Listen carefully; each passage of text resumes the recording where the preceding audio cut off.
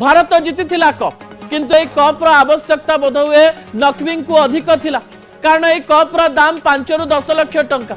यही 5 रु 10 लाख टंकार कप नहीं नकवी देश में चाउल डाली एवं अटा किणिथिबे कारण देश में एत अभाव रही कप बिक्री करने पड़ो।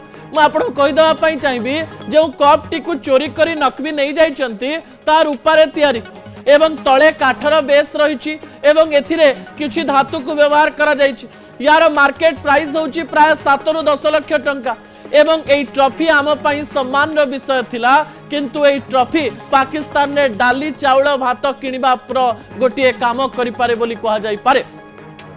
अनेक लोक कहउचंती जे नकवी ठारू जदि प्राइस भारतीय लोक माने नहीं जाई थांते कोन हेतांदा काई नहीं थांतो। जो देश भारतीय लोक माननकु मारिकिरी गर्व अनुभव करे जो देश भारतर जवान माननकु मारी निज देश रे खुशी हुए ता हाथरू कप नबा केते ठीक हेतांता।